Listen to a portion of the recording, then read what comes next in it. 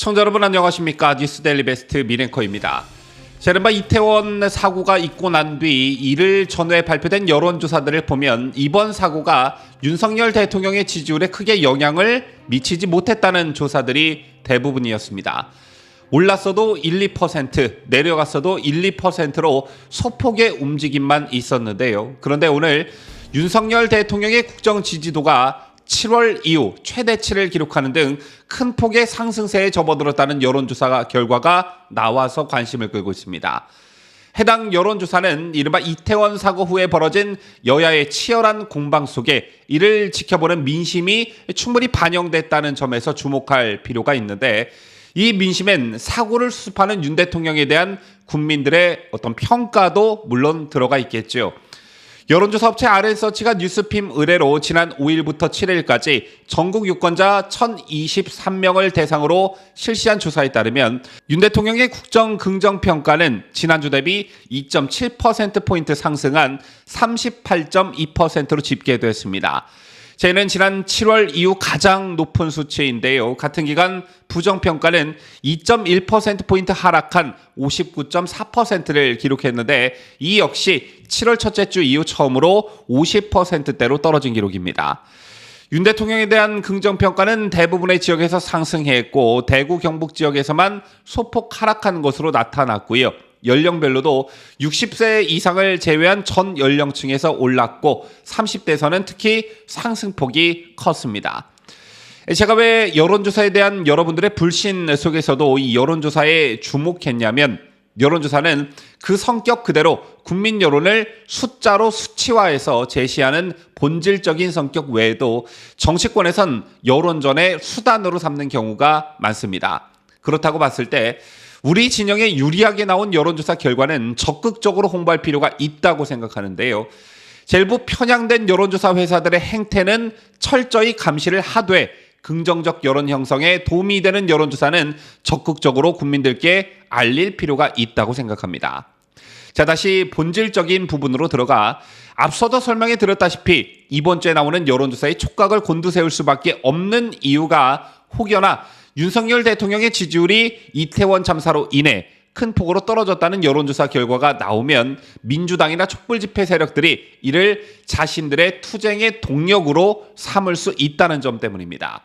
때문에 이태원 참사와 관련해 정부 책임론을 선동하는 민주당으로서도 이번 주에 발표되는 윤석열 대통령의 국정 지지도를 신경 쓰지 않을 수 없었을 텐데요.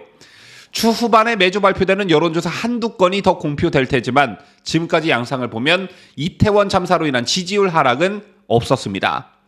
오히려 앞서 보도해드린 RN서치 조사의 경우 윤 대통령의 지지율이 40%대 진입을 앞두고 있는 모습인데, 이 같은 현상에 대한 분석을 한번 해보자면요.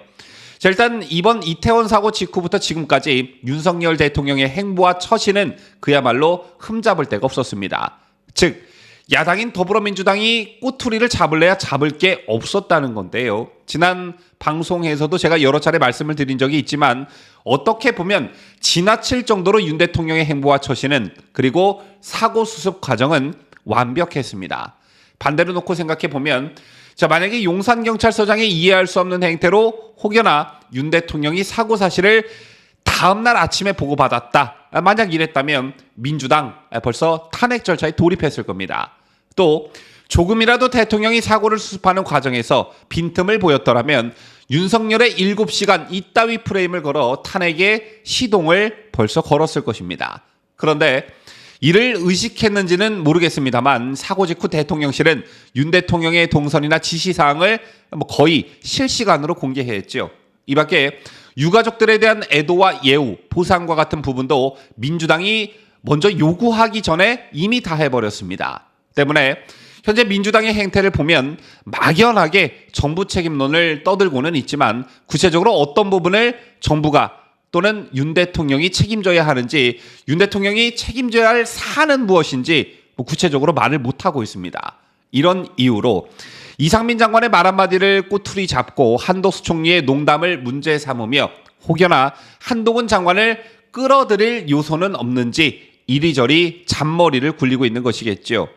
그리고 이번 사건의 근본적 원인으로 지목되고 있는 건 대통령실도 아닌 국민의힘도 아닌 검찰도 아닌 경찰입니다. 경찰 중에서도 윤 대통령이 임명한 윤익은 경찰총장이 아니라 문재인이 알박기 해놓은 이임재 용산경찰서장이 국민들로부터 지탄을 받고 있는 형국이지요. 이해할 수 없는 늑장 보고가 문제가 되더니 설렁탕집 CCTV와 뒷짐지고 유유히 걸어가는 모습이 공개되며 국민들의 분노에 기름을 부었는데요. 이처럼 이번 사고의 책임 소재가 분명히 가려졌고 여기에 지난 문재인 정권 5년 검찰의 힘을 빼고 경찰의 힘을 실어줬던 민주당의 검수완박까지 회자되며 질서 통제 하나 못하는 경찰에게 무슨 수사권을 그렇게나 많이 줬나라는 민심도 읽혀지고 있는 상황입니다. 그리고 마지막 오늘 다른 영상에서도 제가 지적해드린 바 있습니다만 현재 민주당의 행태를 보면 이번 참사를 또 정치적으로 이용하려 들고 있습니다. 오늘은 이재명이 직접 사망자의 이름과 영정을 공개해야 한다는 주장을 했는데요. 그런데 이게 민심에 잘 먹혀들지 않고 있습니다.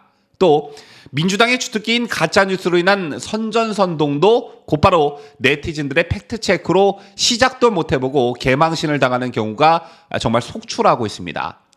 사건 발생 초기 남영희 사례를 예로 들 수 있는데 이에 대통령실도 예전 정권과는 다르게 민주당발 가짜뉴스가 나오면 곧바로 반박하는 등 적극적인 태도를 보이고 있지요. 이런 게 바로 학습 효과다. 저는 이렇게 보는데요. 선전선동과 가짜뉴스가 난무했던 지난 광우병 파동과 사고를 정치적으로 철저히 이용했던 세월호 사고, 그리고 역시 가짜뉴스와 음모론이 넘쳐났던 박근혜 대통령에 대한 탄핵을 겪고 보니 국민들에겐 학습 효과가 생겨버렸습니다. 이 학습 효과가 발현이 됐던 게 저는 지난 4.7 서울 부산 시장 보궐선거 때가 아닌가 생각하는데 여러분 기억하실 테지만 그때도 역시 생태 땅과 페라가모가 등장했지만 이게 먹혀들지 않고 오히려 민주당 쪽에 역풍이 불었고요. 지난 대선 때도 역시 줄리가 등장했지만 이 역시 대세에 큰 영향을 미치지 못했습니다. 자, 아마도 김대엽을 등장시켜 정권을 잡았던 민주당으로선 여간 당혹스러운 일이 아닐 수 없었겠죠.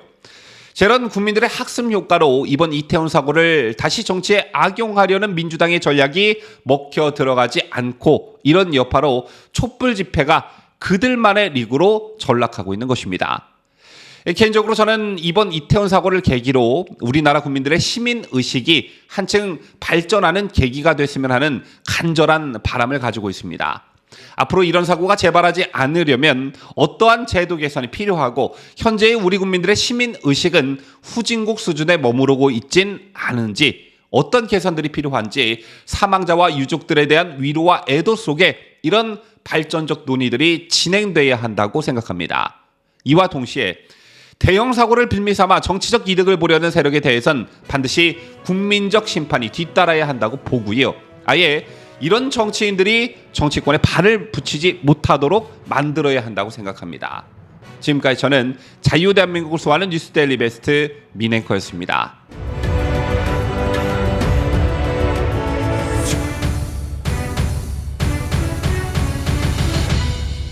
함께해요. 뉴스데일리 베스트.